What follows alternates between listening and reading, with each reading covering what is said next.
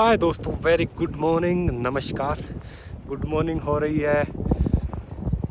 बुरान घाटी ट्रैक के बीच में एक स्पॉट आता है लिथम, जहाँ से कल मैं गया था चंद्रनाहन लेक की तरफ। चंद्रनाहन वाला अगर वीडियो आपने नहीं देखा तो वो ज़रूर देखिए, ताकि आपको पता लगेगा ये पूरा रूट कैसा है। और यहाँ से फिर मेरा मूड बन गया अभी कि बुरान पास जा आते हैं। पास क्रॉस नहीं करना है, पर समिट करके आ जाते हैं। वापस जाना मेरे को जांगली की है।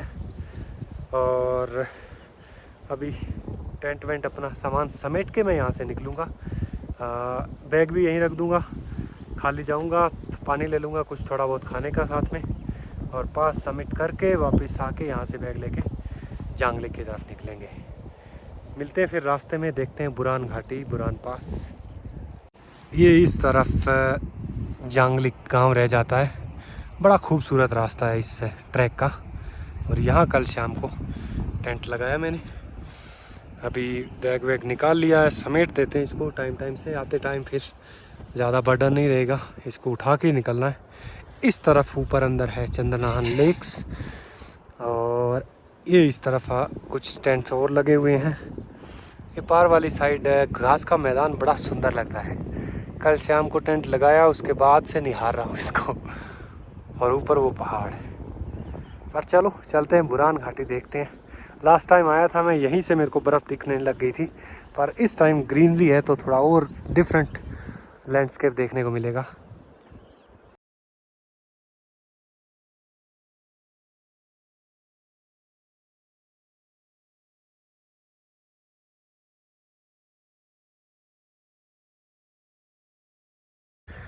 नाश्ता करते, टेंट समेटते समेटते 8:30 बज गए हैं। पर फिर भी चलो, ज़्यादा लेट वाला तो नहीं है, इतना टाइम तो हो ही जाता है निकलते निकलते। मौसम बढ़िया है, सबसे इम्पोर्टेंट बात ये है। इस तरफ एक कैंप साइट है ट्रैकिंग एजेंसी की, और इधर से चंद्रताल वाला रूट। वो झरना अगर आप देख पा रहे हैं, और वहाँ से जो स्ट्रीम आती है वो ये है। इस स्ट्रीम के ऊपर छोटा सा लकड़ी का पुल बनाया हुआ है, ताकि बुरान घाटी की तरफ हम एंटर कर सकें। कैंप साइट के साथ यहाँ पे डेरा है एक शेफर्ड लोगों का। गद्दी भेड़ बकरियाँ सारी रात को यहाँ चर के आराम करती है, और अब निकल रही हैं ऊपर। तो सुबह निकलते हैं ऊपर पहाड़ों पे, जहाँ अच्छी अच्छी घास, वहाँ चराते हैं। शाम को वापस अपने डेरे में लौट आते हैं।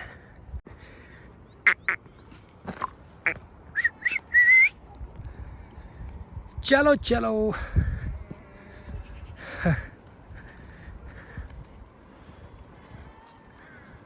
सुबह सुबह इनको भी थोड़ा टाइम लग जाता है वार्म अप होने में, थोड़ा बहुत आधा घंटा चलते हैं, थोड़ा घास चरते हैं, फिर जाके अपने मूड में आते हैं। भेड़ों के काफिले के साथ नीचे जो 2-3 कैंप साइट है, उनमें से भी ट्रैकर्स अब नाश्ता करके निकल रहे हैं। 1-2 कैंप साइट नीचे है, वहाँ से भी रवानगी हो रही है। ये लोग मेरे ख्याल आगे एक बेस कैंप है बुरान पास का, डुंडा बोलते हैं उसको, शायद वहाँ तक जाते हैं। उसके बाद अगले दिन ये पास समिट करके क्रॉस करते हैं।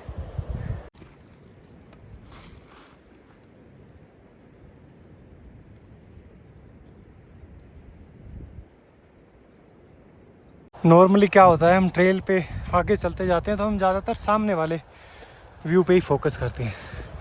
पर ये ऐसा ट्रैक है जिसमें आप आगे चलते जाते हैं, और जो एरिया पीछे छूटता जाता है वो ज़्यादा खूबसूरत नज़र आता है। खासकर दयारा जो थाच आई थी उसके बाद। ये देखो पूरी वैली, और जहाँ तक दिखाई दे रहा है हमको घास ही घास। और फिर ये डार्क पैचेस है, ये जंगल का एरिया है। है ना कमाल। ये सामने वाले पहाड़ पे देखो ग्लेशियर का छोटा टुकड़ा बचा हुआ रह गया, अदरवाइज थोड़े दिन पहले आते ये नीचे जितनी हरियाली दिख रही है ये सारा का सारा ग्लेशियर का एरिया है। सफ़ेद बर्फ़ मिलती है हमको, बट नज़ारे अभी भी बहुत कमाल है। अगर आपने कुछ एक ट्रैक्स कर रखे हैं, हमटा पास हो गया जैसे, सर पास या उत्तराखंड के भी कुछ एक, तो आई वुड सजेस्ट कि अगला आपका जो ट्रैक है वो बुरान घाटी चंद्रनाहन लेक का प्लान कीजिए। बहुत खूबसूरत इसकी ट्रेल है, इतने ही ब्यूटीफुल यहाँ के नज़ारे हैं, ग्रीनरी मिलेगी आपको, अलग तरीके के बदलते हुए लैंडस्केप देखने को मिलेंगे। उस तरफ हमको ग्लेशियर वाला एरिया दिख रहा था, उसके ठीक आगे बहुत बड़ा मलबा ऊपर से ऐसा लग रहा है पहाड़ का एक हिस्सा खिसक के नीचे आ गया है। इतने बड़े बड़े पत्थर चट्टाने, हुई होगी कभी लैंडस्लाइड किसी वजह से, या तो ज़्यादा बर्फ़ की वजह से भी पहाड़ खिसक जाता है, या फिर हल्का फुल्का भूकंप वगैरह महसूस होता है इस तरफ, तो उससे भी हो जाता है ये।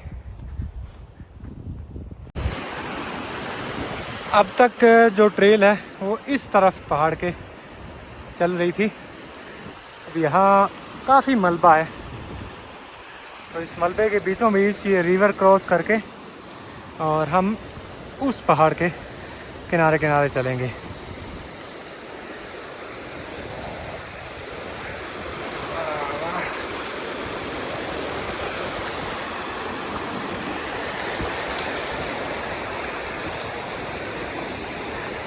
इसकी वजह से ये जो स्ट्रीम है, अच्छा ये वाला नाला तो इधर से आ रहा है ऊपर से, और ये जो रिवर है ये ऊपर बुरान पास की तरफ से आ रही है, इसको भी क्रॉस करना पड़ेगा, क्योंकि लास्ट टाइम जब मैं आया था, जहाँ तक मुझे याद है,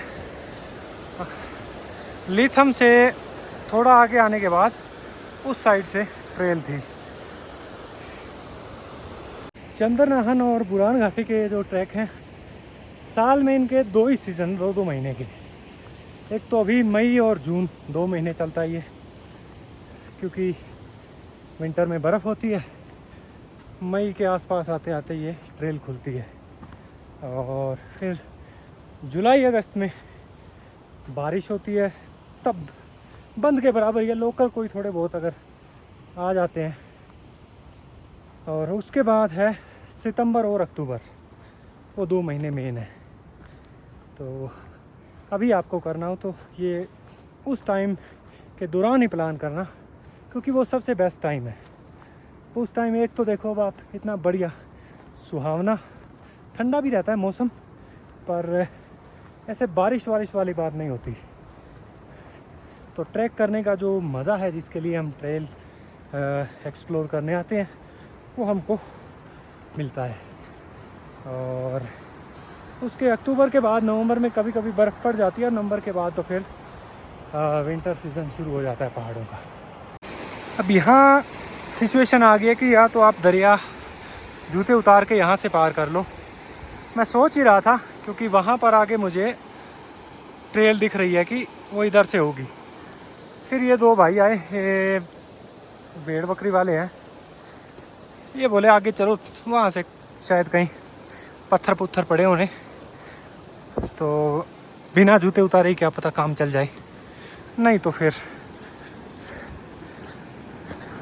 पैदल वो तो आखिरी रास्ता है ही। ठीक है, बहाव भी ज़्यादा तेज़ नहीं है,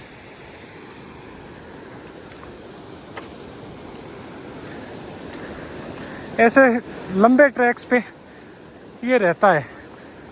अब लास्ट टाइम जब आया था ये सारे में बर्फ़ थी, तो बर्फ़ के ऊपर ऊपर आप आराम से निकल सकते हो।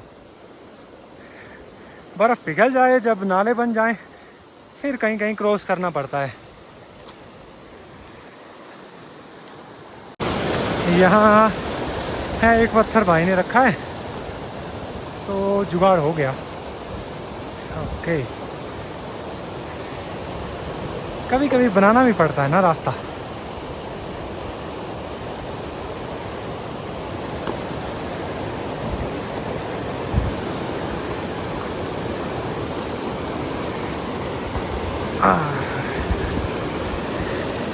और ये थोड़ी हिम्मत करके जहाँ लगता है कि स्पेस है, एक पत्थर रख के काम चल सकता है तो कर लेना चाहिए। Very very good. अब यहाँ पर भी डाइवर्जन हो गया, इधर एक नाला था यहाँ छोटे छोटे अब 2 करने पड़ेंगे। चलो ये उस पत्थर के पास में लग गया तो अगेन लंबा जंप नहीं लेना पड़ेगा, नॉर्मल बंदा भी कर सकता है।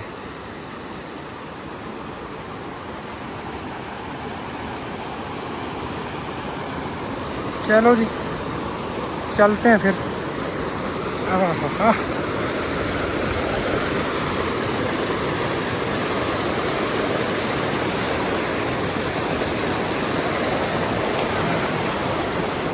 वाह भाई वाह, जंप की जरूरत ही नहीं पड़ी यहाँ तो ये भाई मिल गए, नहीं तो मैं जूते उतार के पैंट फोल्ड करके वहाँ से नदी पार करता। ये वाली वो देखो उधर जो 2 घोड़े आ रहे हैं, एक बंदा है, वैसे पार करनी पड़ती।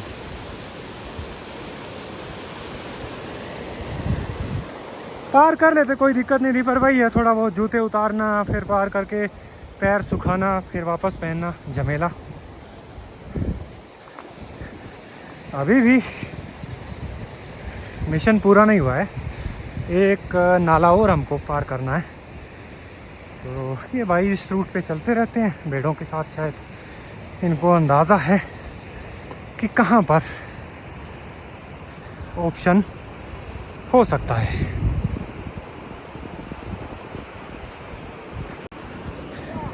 हाँ, यही तो एडवेंचर है ना, इस तरीके के रास्तों में ट्रैवल करने का। ओके, यहाँ से पॉसिबिलिटी है।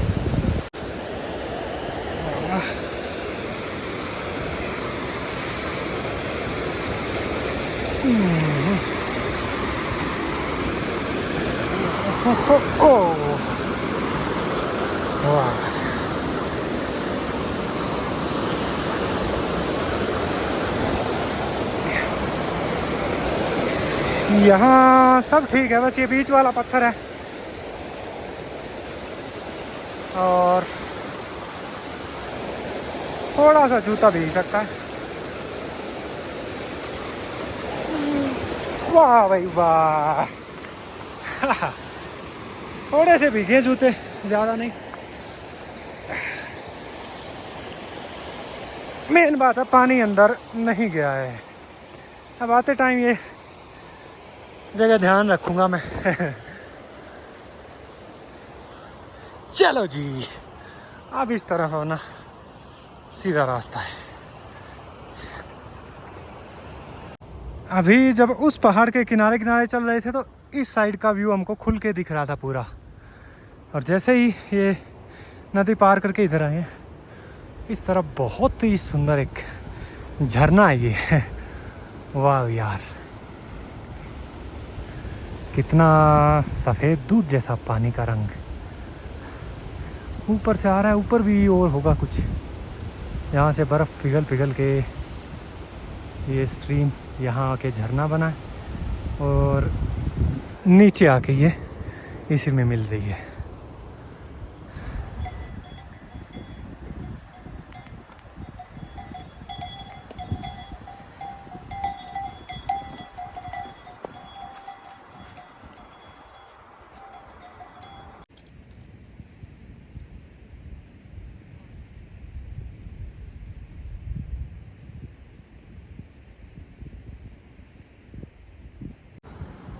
लिथम से पहुंच गए हम डूंडा। ये एक तरीके से बुरान पास का बेस कैंप भी बोल सकते हैं। यहाँ भी एक सामने कैंपिंग साइट, शायद वो घोड़े वाले भाई आए होंगे पहले ट्रैकर्स के लिए, टेंट लगा के तैयार कर रहे हैं। 1.5 घंटा लगा मुझे लिथम से यहाँ पहुँचने में। अब यहाँ से सीधा नहीं जाना है, इस तरफ अंदर जहाँ से ये जो स्ट्रीम आ रही है इसके साथ साथ ऊपर है वहाँ बुरान पास। उधर से वो नदी पार करके मैं आ गया, टेंट लगा था। ये एक्चुअल में एक टी मैगी पॉइंट है, तो यहाँ एक चाय पीते हैं। और ये भाइयों ने बताया कि ये जगह कुछ छोटा डूंडा बोलते हैं, और यहाँ से ये पहाड़ चढ़ के ये हरा हरा पैच है, ये है बड़ा डूंडा। और इन दो पहाड़ों के बीच में जहाँ ये सफ़ेद बादल है, जहाँ सामने ये है बुरान पास। तो थोड़ा रेस्ट लेते हैं, एक चाय पीते हैं, फिर चलते हैं। छोटा डूंडा के बाद ये पहाड़ जो है एकदम स्टीप क्लाइंब है इसकी, पूरा बुरान पास तक ही। चलते हैं, धीरे धीरे चलेंगे। टाइम है अपने पास 10:30 बजे हैं।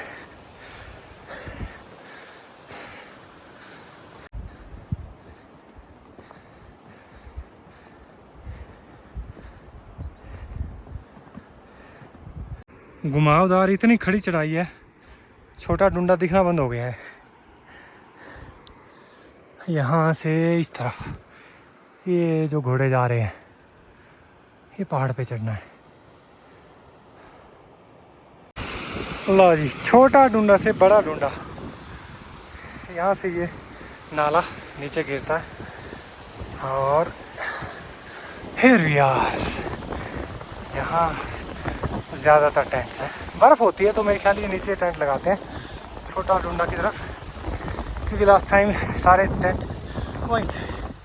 वाह, जगह ये भी अच्छी है कैंपिंग के लिए, ब्यूटीफुल। यहाँ देखो आप, एकदम बुरान पास की तलहटी में टेंट लगते हैं, पर यहाँ एल्टीट्यूड काफ़ी है। इन पहाड़ों के ठीक सामने ये कैंप साइट है। बहुत ज़बरदस्त जगह यार। सोचो टेंट लगा के यहाँ रुकना हो, और ये बर्फ़ से ढके हुए विशाल पर्वत श्रृंखलाएँ आपके सामने, सामने के चारों ही तरफ जगह, इनके बीच में। अब अपना टास्क है ये चढ़ाई बुरान पास। यहाँ इस नज़ारे के सामने थोड़ा ब्रेक लिया जाए और ये बिस्कुट कुछ खाते हैं, थोड़ा बैटरी चार्ज होगी, है ना। फिर चढ़ जाएंगे ऊपर। आप भी ऊपर जा रहे? नहीं, मैं यहीं तक। ऐसे यहीं तक? क्या सामान लाए थे छोड़ने? अभी फिर जांगलिक। गुड। तो ये भाई भी देखो अपने घोड़े खच्चर पे राशन पानी कैंपिंग का जो भी सामान होता है वो सारा जांगलिक से लाद के यहाँ लाते हैं, और फिर यहाँ से वापस जांगलिक जाएंगे। पोर्टर्स की लाइफ ऐसी होती है, पहाड़ों में ही रहना।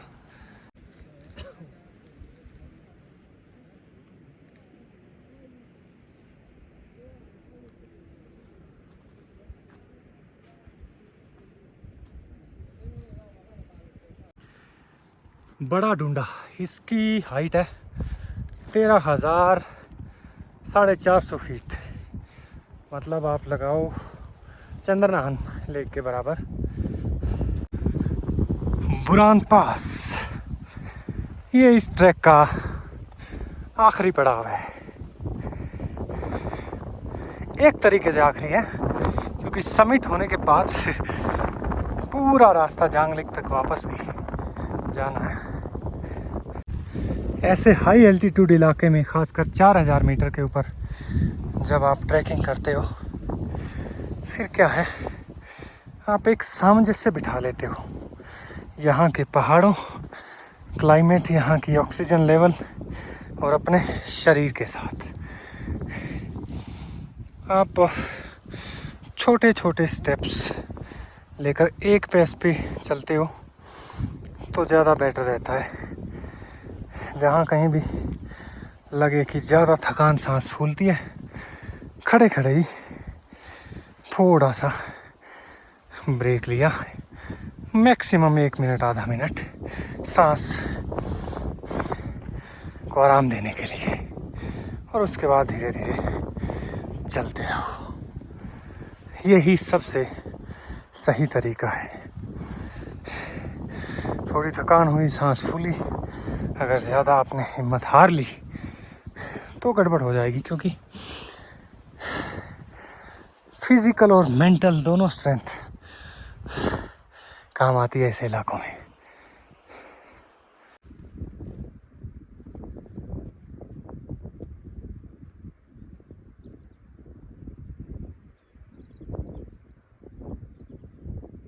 लास्ट टाइम जब आया था 2 साल पहले, पूरा एरिया सारा 10-15 फुट, ज़्यादा ही शायद, बर्फ़ से ढका हुआ था। ये जो बड़ा डांडा, इधर कुछ नहीं था, सारी बर्फ़ सफ़ेद। कैंप साइट जो थी वो नीचे थी और मैं सीधा बीचों बीच इस तरफ से चढ़ते चढ़ते ऊपर गया था। मेरे घुटने तक धंस रहे थे बर्फ़ के अंदर और एंड टॉप पे पहुंच के बर्फीला तूफान आया था, जिसकी वजह से मैं वापस मुड़ा था।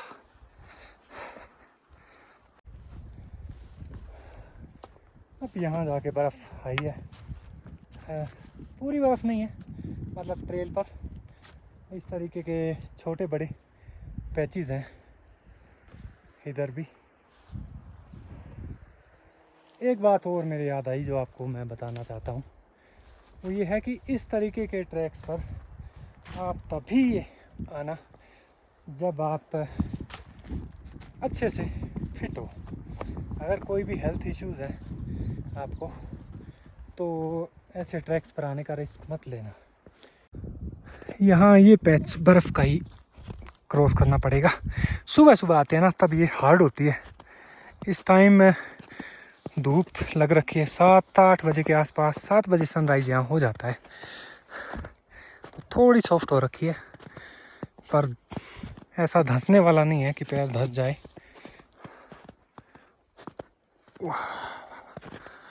देखो कितने नज़ारे देख लिए इस ट्रैक पर। घना जंगल देखा, इतना बड़ा घास का मीडो देखा, और उसके बाद बर्फ़ भी थोड़ी दिखी, पर चलो इतनी सही है। अब जैसे जैसे पास के नज़दीक आ रहा हूँ, ऑक्सीजन की कमी थोड़ी थोड़ी महसूस हो रही है। थोड़ी थोड़ी देर में आध मिनट रुक के सांस लेना पड़ रहा है। और अब तो ज़्यादा दूर नहीं है, ऊपर दिख रहा है, यही है। देखो 15-20 मिनट कितने लगते हैं। पैरों के निशान भी नहीं है कोई। जो कल के क्रॉस करके गए हैं कोई लोग, उनके निशान मिट चुके हैं। तो थोड़ा धीरे धीरे संभल के चलना पड़ेगा।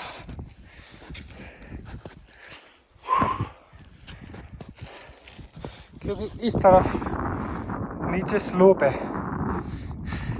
फिसल गए तो सीधी स्लाइड होगी नीचे की तरफ। वाह जी वाह।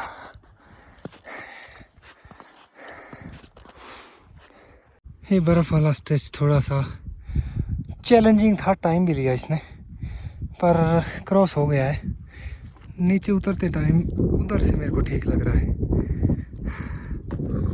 और अब यहाँ ट्रेल वगैरह कुछ नहीं है, ये पत्थरों के ऊपर से ही ये सामने पास।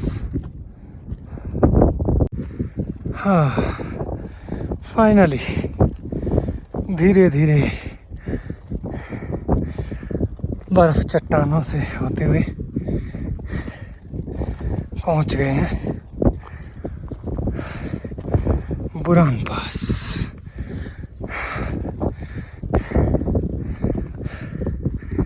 मेरी कंडीशन से आप अंदाज़ा लगा सकते हैं कि लास्ट का स्ट्रेच कितना मुश्किल था। हाँ और चलो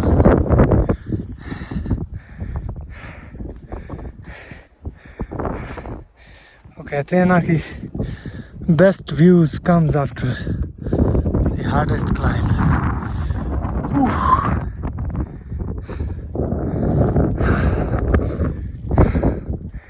अब ये पास की दिक्कत पता है क्या है,